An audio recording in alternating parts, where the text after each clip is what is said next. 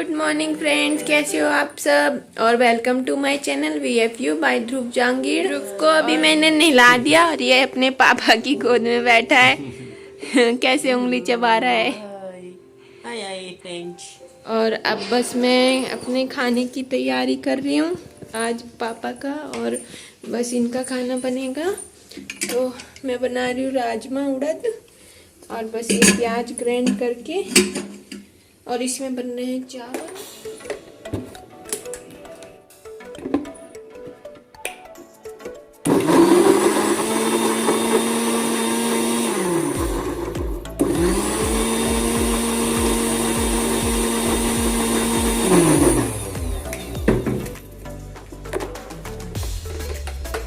बस खाना रेडी करके और थोड़ा पोछा लगा के तब नहाऊंगी। फिर यह है कि नहा के फिर कुछ काम नहीं होगा, और फिर नहाने के बाद काम करो तो अच्छा नहीं लगता, फिर ऐसे ही लगता है गंदा गंदा सा। तो बस ये सब काम फिनिश करके फिर मैं नहाऊंगी, फिर मैं तैयार हो जाऊंगी। और आज देखो ध्रुव को इंजेक्शन लगेगा कि नहीं, बोले थे 2 दिन बाद, तो आज है दूसरा दिन है, तो लगता है कि नहीं।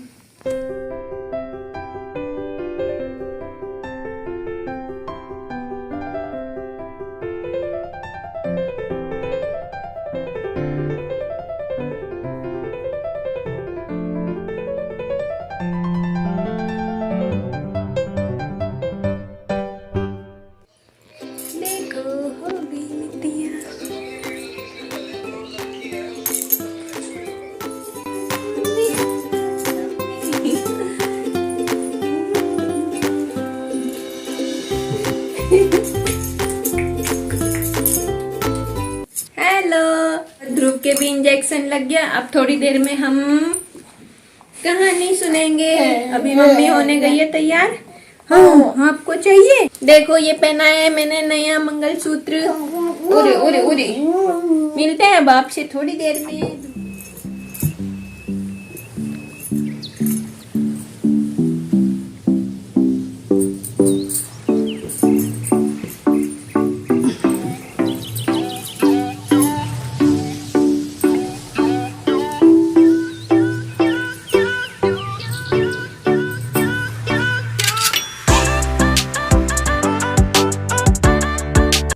एक बुढ़िया थी, एक उसका बेटा था। बेटा पशु चराता था। जो पैसे मिलते थे उससे बड़ी मुश्किल से दोनों का गुजारा हो पाता था। एक दिन बुढ़िया का बेटा पशु चराने के लिए गया तो उसकी चाची ताइयों ने रास्ते में उसे रोक लिया और उसके कान भर दिए कि तू जैसे ही जंगल में जाता है तेरी माँ पीछे से घर में पकवान बना बना के खाती है। अब वो बोला कि नहीं, मेरी माँ तो ऐसा कर ही नहीं सकती। चाची ताई बोली कि अगर तेरे को विश्वास नहीं होता तो तू जिस टाइम डेली अपने घर आता है उससे पहले आकर देख। लड़के ने सोचा कि ठीक है, आज घर जल्दी जाऊंगा। वो घर जल्दी आ गया। उस दिन सकट चौथ का दिन था। बुढ़िया ने सकट चौथ का व्रत रखा था। जब बेटा घर जल्दी आया तो बेटे की माँ घर पर तिलकुट बना रही थी। तिलकुट बनता देखकर बेटे ने सोचा कि जो मेरी चाची ताई बोल रही थी वो तो बिल्कुल ठीक था, मेरी माँ तो यहाँ पकवान बना रही है। वो बोला, माँ मैं तो घर छोड़ के जाऊंगा। अब बुढ़िया बोली, बेटा क्यों, घर क्यों छोड़ के जाएगा? उसने कहा, माँ जब मैं घर से चला जाता हूँ मैं सारा दिन मेहनत करता हूँ, पशु चराता हूँ, और तुम पीछे से पकवान बना बना के खाती हो, और ना तो मेरे लिए बचाती हो और ना मेरे को बताती हो, अकेली अकेली खा लेती हो। मैं तो घर छोड़ के जाऊंगा। अब बुढ़िया बोली कि बेटा मैं तो सकट चौथ का व्रती थी, आज मेरा सकट चौथ का व्रत था इसलिए मैंने तिलकुट बनाया था। बेटा नहीं माना। बुढ़िया समझ गई कि ये सिखाया पढ़ाया हुआ है, ये मानेगा नहीं। वो बोली, ठीक है बेटा, ये तिल के दाने ले जा, जहां भी भीड़ पड़े यानी जहां भी तुझे मुसीबत आए तो तिल पूरते चौथ माता को याद कर लेना। अगर मैं तेरे नाम के व्रत करती होंगी तो सारी मुसीबतें टल जाएंगी। वह तिल लेकर चल दिया। चलते चलते एक जंगल में पहुंच गया। आगे शेर खड़ा था। शेर को देखकर डर गया, डर के मारे कांपने लगा। तभी उसको याद आया कि माँ ने तिल दिए थे। तिल पूर कर बैठ गया और बोला, हे चौथ माता, अगर मेरी माँ मेरे नाम के व्रत करती होगी तो यह शेर गाय में बदल जाएगा, नहीं तो मेरा मरना पक्का है। बुढ़िया तुलसी के नाम के व्रत करती थी। चौथ माता ने उसकी सुन ली और शेर तो गाय बन गया, पूंछ हिलाते हुए चला गया। अब बुढ़िया का बेटा आगे गया तो नदी उफान करती हुई आ रही थी। उसने सोचा कि अगर मैं नदी पार करने जाऊंगा तो डूब जाऊंगा, और अगर यहीं रहूंगा तो मैं जंगल में भूखा प्यासा मर जाऊंगा। तभी उसको फिर से याद आया कि उसकी माँ ने तिल दिए थे। तिल पूर के बैठ गया। उसने कहा कि हे चौथ माता, अगर मेरी माँ मेरे नाम की व्रत करती थी तो ये नदी रास्ता छोड़ देगी, नहीं तो मैं डूब जाऊंगा।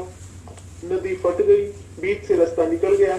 आगे गया तो एक बूढ़ी माई पूड़े बनाए और रोए, पूड़े बनाए और रोए। वो बोला, माई ये क्या बात, पूड़े बनाए मतलब कि बहुत खुशी की बात है, और रोए मतलब बहुत दुख है। सुख और दुख दोनों एक साथ कैसे? बूढ़ी माई बोली, बेटा इस नगरी में जब आव पकता है तो एक आदमी को बिठाया जाता है, और आज मेरे बेटे का नंबर है, मेरा एक ही बेटा है, वही आज जल जाएगा। ये सोच के मैं बहुत दुखी हूँ, इसलिए रो रही हूँ, और आखिरी बार अपने बेटे को खाना खिलाऊंगी, इसलिए पूड़े बनाए हैं। वो बोला, माई तू मेरे को ये पूड़े खिला दे, मैं तेरे बेटे की जगह चला जाऊंगा। वो बोली, बेटा पूड़े तो चाहे तू कितने भी खा ले, लेकिन यूं कौन किसी दूसरे की आई में जाएगा। बोला, माई पूड़े खिला दे, मैं चला जाऊंगा। पेट भर के पूड़े खा लिए, कह के सो गया। माई जब बुलावा आए तो जगा देना। अब राजा के सिपाही बुलाने आए। बुढ़िया माई कभी चमचा बजाए, कभी चिमटा बजाए, अब पराए पूत को कैसे जगाए। अब बुढ़िया माई की आवाज सुन के लड़का जग गया। जग के बोला, माई आ गया बुलावा? वो बोली, हाँ बेटा आ गया। उठ गया, उठ के सिपाहियों के साथ चला गया। आव में तिल पूर के बैठ गया। बोला, अगर मेरी माँ मेरे नाम के व्रत करती थी तो मैं बच जाऊंगा, नहीं तो मेरा जलना तय है। गली में बच्चे खेल रहे थे। एक बच्चे की बोल जाकर आव पर लग गई। आव पर जैसे ही बोल लगी, टन से आवाज आई। सारी नगरी में हल्ला मच गया कि आव पक गया, आव पक गया। सब लोग इकट्ठे हो गए। राजा भी आ गया, सिपाही भी वहीं आ गए। सब बोले, भाई आव तो 6 महीने में पकता था, अब तीसरे दिन कैसे पक गया? उतार कर देखो इसमें क्या है।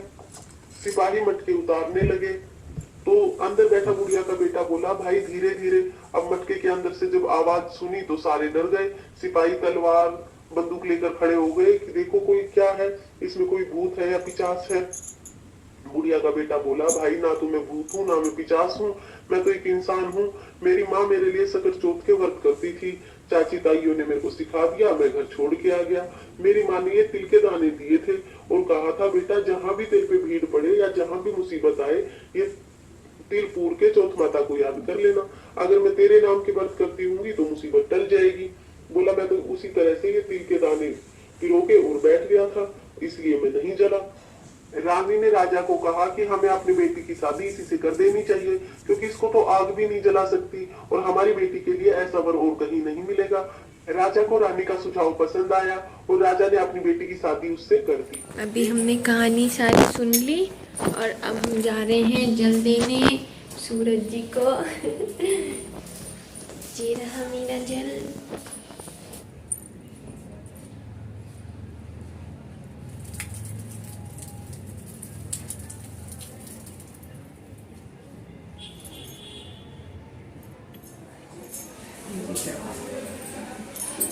अभी हमारे ये पूड़े बन गए और अभी आलू गोभी की सब्जी बननी बाकी है और हलवा। अभी हम बनाएंगे हलवा, बस थोड़ा ये पूड़े बन जाएंगे तब हलवा बनाना स्टार्ट करूँगी मैं।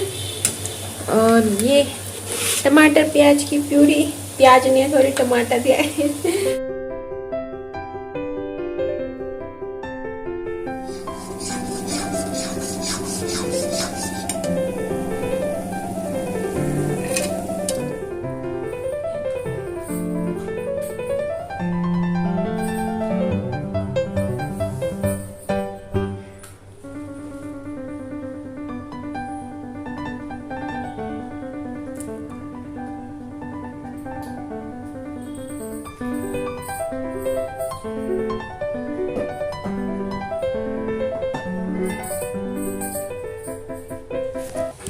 अभी सारा काम मतलब कि हमने सूरज